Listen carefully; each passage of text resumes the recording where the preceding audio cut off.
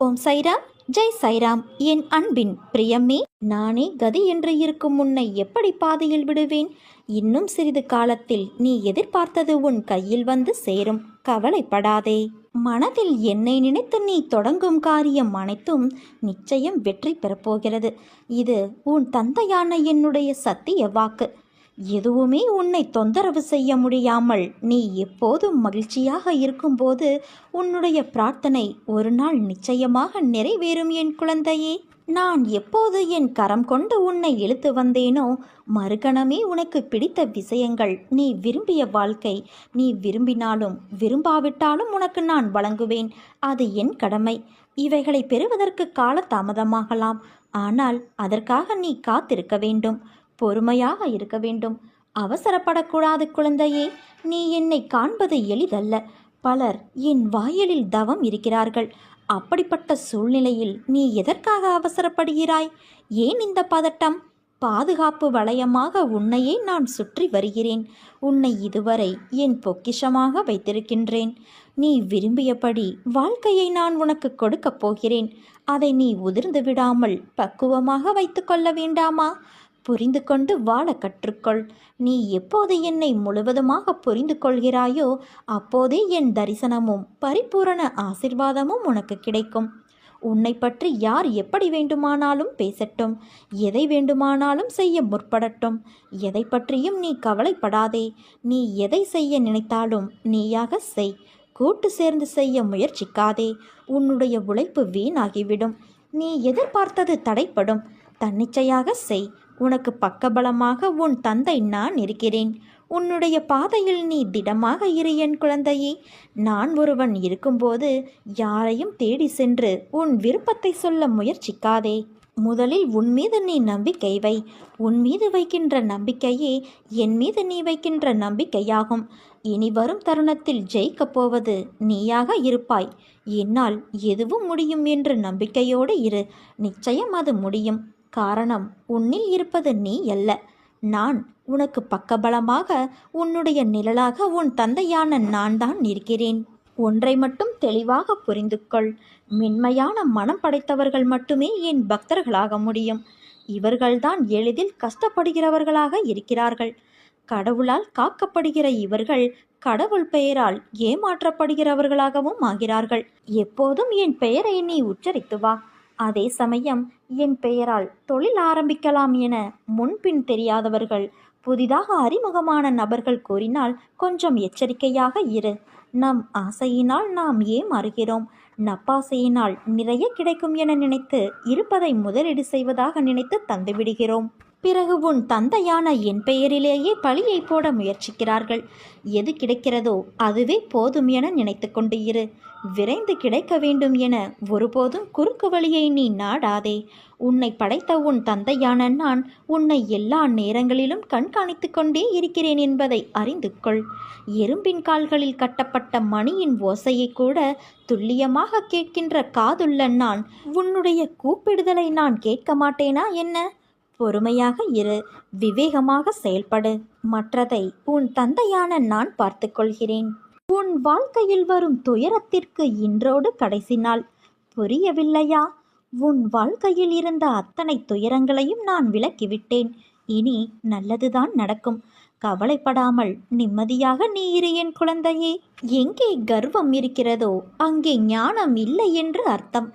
நெல்மணிகளை தாங்கும் வரை பணியாமல் நேராக நிற்கும் கதிர் நெல்மணிகளை பெற்றதும் தானாக தலை வணங்குவது போல உண்மையான ஞானம் பெற்றவனிடம் தாழ்மையும் எளிமையும் தானாக வந்துவிட வேண்டும். நான் எங்கும் இருக்கிறேன். நீரிலும் நிலத்திலும் காய்ந்து போன கொம்பிலும் மனிதர்களிடையேயும் வனத்திலும் இந்த தேசத்திலும் வெளி தேசங்களிலும் எங்கும் இருக்கிறேன். நான் எந்த தேசத்தின் எல்லைகளுக்கும் முற்பட்டவனல்ல. ஒளியுடைய ஆகாயத்திலும் நான் வியாபித்து இருக்கிறேன். 3.5 முழம் உயரமுள்ள இம்மனித கூட்டில்தான் நான் வியாபித்து இருக்கிறேன் என்ற தவறான அபிப்பிராயத்தை அகற்றுவதற்காகவே நான் இப்புவியில் அவதரித்து இருக்கிறேன். என்னை வேறு ஒன்றிலும் நாட்டமில்லாமலும் பிரதிபலன் ஏதும் எதிர்பாராமலும் இரவு பகலாக தொழுபவன் இரண்டென்னும் மாயையை வென்று என்னோடு ஐக்கியமாகி விடுகிறான். வெள்ளத்தை விட்டு இனிப்பு வெளியே சென்று விடலாம். கடல் அலைகளை பிரிந்து விடலாம், கண் கருமணியை பிரியலாம். என் கபடமற்ற விசுவாசமுள்ள பக்தன் என்னிருந்து வேறுபட மாட்டான்.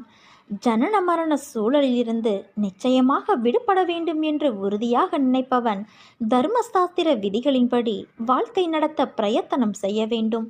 எப்பொழுதும் தனக்குள் அடங்கிய மனத்தினாக இருக்க வேண்டும். பிறர் மனதை புண்படுத்தவோ தாக்கவோ கூடிய சொற்களை பேசக்கூடாது. எவரையும் மர்மஸ்தானத்தில் அடிக்கக்கூடாது. தன்னுடைய கடமையையே கருத்தாக கொண்டு சுத்தமாக சுய தர்மத்தை கடைபிடிக்க வேண்டும். உன்னுடைய மனதையும் புத்தியையும் என்னிடம் சமர்ப்பணம் செய்துவிட்டு என்னையே எப்பொழுதும் நினைத்து கொண்டு இரு. அவ்வாறான மனிதன் தன் தேகத்திற்கு எப்பொழுது என்ன நடந்தாலும் அது பற்றி கவலைப்பட மாட்டான். அவனுக்கு எந்த விதமான பயமும் இல்லை. எவன் ஒருவன் வேறு ஒன்றிலும் நாட்டமில்லாது என்னையே வரித்து என்னுடைய புண்ணிய கதைகளை கேட்டுக்கொண்டு என்னுள் அந்நியமான எதிலும் ஈடுபாடு கொள்ளாது இருக்கிறானோ அவன் இறைவனோடு ஒன்றி விடுகிறான். துயரம் என்பது நீ ஓடும் வரை உன்னை துரத்துவது. ஒருமுறை நீ ஓடிய இடத்தில் நின்று பார், அது உன்னை என்ன செய்கிறது என்று. அது உன்னை சீண்டி உன் பக்கம் நெருங்கும்போது நீ ஒரு அடி பின்னால் எடுத்து வை. நான் சொல்வதை கொஞ்சம் கூர்மையாக கேள். பின்னே அடி எடுத்து வைக்கும் உன் மனதில் நம்பிக்கை, பொறுமை, போராடும் தைரியமும் வேண்டும் என்று முனைப்போடு முன்னே செல். உன் இடத்தை பலமாக்க ஒரு அடி பின்னே வைத்து உன் புத்தியையும் மனதையும் நேர்முகப்படுத்தி அதன் முன்னே விழித்து காட்டு. பிறகு உன்னை வருத்தி துரத்த நினைக்கும் எதுவானாலும் நிச்சயம் தூள் தூளாய் நொறுங்கி போகும். அழுகை என ஒன்றிற்கு பின்னால்தான் மன நிம்மதியின் உருவம் நம் மனதிற்கு உணர்ந்து தெரிய முடிகிறது. ஆனால் சந்தோஷத்திற்கு பின்னால் திருப்தி என்ற உணர்வு தோன்றுவது மிக கடினம். அதனால்தான் தோல்வியிலும் துன்பத்திலும் வெற்றி சந்தோஷத்தை விட மிக பெரியது என்று கூறுகிறேன். அந்த பக்குவம் வந்துவிட்டால் நீ வாழ்வில் ஜெயித்து கொண்டே இருப்பாய். அதனால் நீ எதற்கும் கலங்காதே குழந்தையே. உன்னில் நிச்சயம் வெற்றி என்ற தீபத்தை நான் ஏற்றுவேன். எல்லா செல்வ வளங்களையும் பெற்று நீ மகிழ்ச்சியாய் வாழ்வாய். உலகில் உள்ள அனைவருக்கும் ஒவ்வொரு விதமான சுமைகள் இருந்து கொண்டேதான் இருக்கும். உனக்கு சிறியதாகப்படும் பிரச்சனை மற்றவர்களுக்கு பெரியதாக இருக்கும். அவர்களுக்கு சிறியதாக தெரியும் பிரச்சனை உனக்கு பெரிய பிரச்சனையாக இருக்கும். உன் வாழ்வில் நீ தைரியமாக உன்னை சூழ்ந்துள்ள துயரங்களை எதிர்த்து நின்றால்தான் அதை வெற்றி காண முடியும். நீ போகும் பாதையில் மோசமான மனிதர்களின் ரூபத்திலோ வேறு ஏதாவது ஒரு வழியிலோ உனக்கு தடைகள் வரும். அதை கண்டு நீ அஞ்சாதே. நம்பிக்கையோடு உன் இலக்கை நோக்கி நீ போய்கொண்டே இரு. உன் கடமைகளிலிருந்து ஒரு நாளும் தவறாதே. பிறகு பார், நீ இதுவரை எதிர்த்த வேதனைகள் எல்லாம் இப்போது எப்படி காணாமல் போனது என்று நீ நினைத்து வியக்கும் அளவிற்கு நிச்சயம் மாறுதல்கள் நடைபெறும். நம்பிக்கையோடு நான் கூறும் வார்த்தைகளை பின்பற்று. நீ எதையெல்லாம் இழந்தாயோ நான் அதைவிட அதிகமாக உன்னை வந்து சேரும்படி செய்வேன்.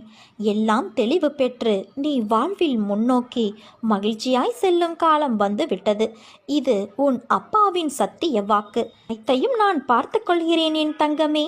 உன் வாழ்க்கையில் நடக்கின்ற அனைத்தும் சூறாவளி காற்று போல உன்னை பந்தாடுகிறது என்ற உன் கதறல் என் காதில் எப்படி விழாமல் இருக்கும்?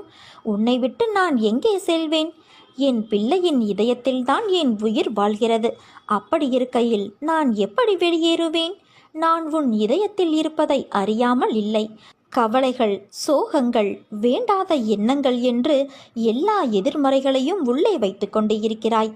ஏற்கனவே உன் இதயத்தை துன்பங்களால் நீ நிறைத்து வைத்துள்ளாய். அது போதாது என்று நடக்கும் எல்லா நிகழ்வுகளுக்கும் எதிர்மறை எண்ணங்கள் வேறு உதிக்கின்றது. ஒன்றை தெரிந்து கொள். எதிர்மறை எண்ணங்கள் என்பது காந்தக்கல் போன்றது. அதன் தன்மையே எல்லா எதிர்மறைகளையும் அதனுள் ஈர்ப்பதுதான். அதன் பிடியில்தான் கர்மா என்ற வினைகள் சிக்கி அதில் தோன்றும் எண்ணங்களால் உன்னை தூள் தூளாக்கி உன் புத்தியை சிதற செய்கின்றது. அதன் கையில் உன்னை சிக்க விடாமல் உனக்குள்ளே இருந்து கொண்டு நான் யுத்தமிட்டு கொண்டு இருக்கிறேன். உன் இதயத்தில் நான் வாழ்கின்றேன். அதன் பொருட்டே உன் இதய துடிப்பின் ஓசையாய் உணர்த்த முயற்சி செய்கின்றேன். ஆனால் நீயோ ஓசை கேட்டும் உன் பிரச்சனைகளை அந்த ஓசைக்கு எதிர் ஓசையாய் ஒலிக்கின்றாய். பிறகு எப்படி என்னை நீ முழுவதுமாக உணர்வாய்?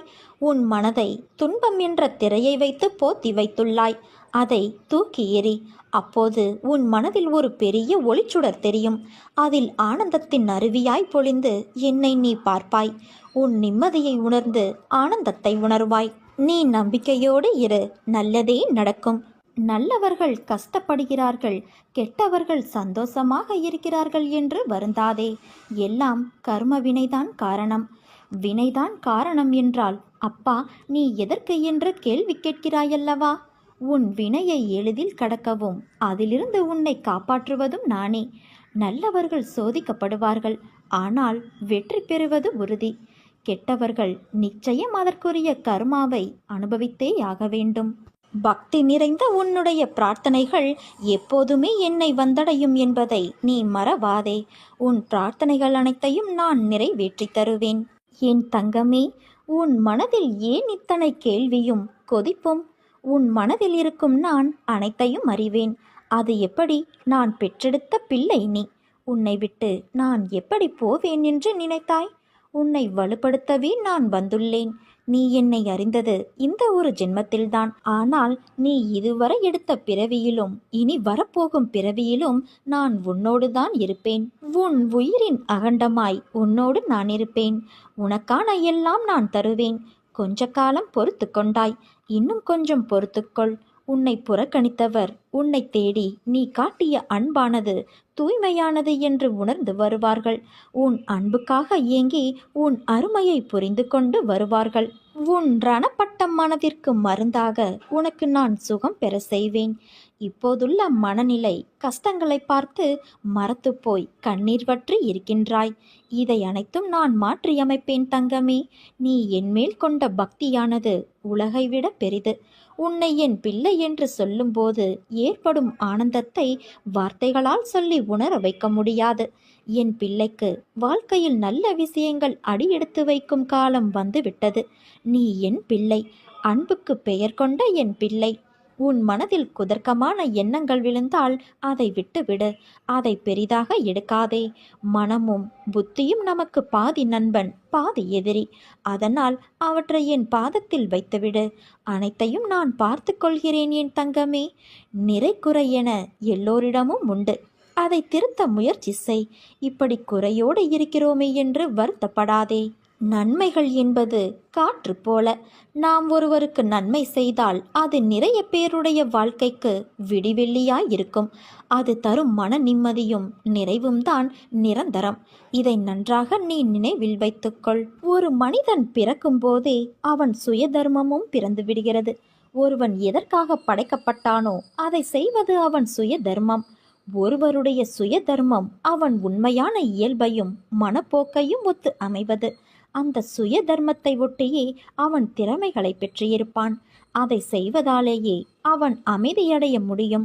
இதில் உயர்ந்தது தாழ்ந்தது என்று ஒன்றும் கிடையாது. சுலபம் சிரமம் என்று எல்லாம் கணக்கிட்டு எடுத்துக்கொள்வதோ தள்ளிவிடுதலோ கூடாது. உன்னை நான் எப்போதும் கைவிட மாட்டேன். நீ தூங்கி எழுந்ததும் உன் கண்முன்னே நான் காட்சி தருவேன். இது நான் உனக்கு செய்து தரும் சத்திய பிரமாணம். உன் வாழ்க்கையானது இனிமேல்தான் தீர்மானிக்கப்பட வேண்டும் என்ற யுகத்தில் இருக்காதே. அது ஏற்கனவே தீர்மானிக்கப்பட்டது. அது விதி. உன் வாழ்க்கையில் ஆறாக, அருவியாக, கடலாக சீற்றங்களும் இடம்பெறும். அது ஏன் என்றுதானே கேட்கிறாய்? என் பிள்ளையிடம் நிறைய நற்பண்புகள் இருக்கிறது. அது நிலைத்து என் பிள்ளை தன்னிச்சையாக மன உறுதியோடு நேர்மையோடு இருக்கவே இத்தனை சோதனைகள். உன் பாதையானது என்னை நோக்கி என்று திரும்ப ஆரம்பித்ததோ அன்றே நீ செம்மையான வாழ்க்கைக்கு நுழைந்து விட்டாய். இப்போது நீ வெறும் பயிற்சியைத்தான் மேற்கொள்கிறாய். நிச்சயம் நீ முன்னேறி வாழ்க்கையில் வெற்றியும் அடைவாய். அதற்கான மாறுதல்களை உன் வாழ்க்கையில் நான் இடம்பெற செய்துள்ளேன். அது உனக்கு நன்றாக புரியும். பணம் என்ற சொல் வெறும் காகித சொல் என்று இரு. அதற்கு முக்கியத்துவத்தை நீ கொடுக்காதே. உன் வாழ்க்கை என்னில் சங்கமித்து உள்ளது. நீ நிச்சயம் நன்றாக இருப்பாய்.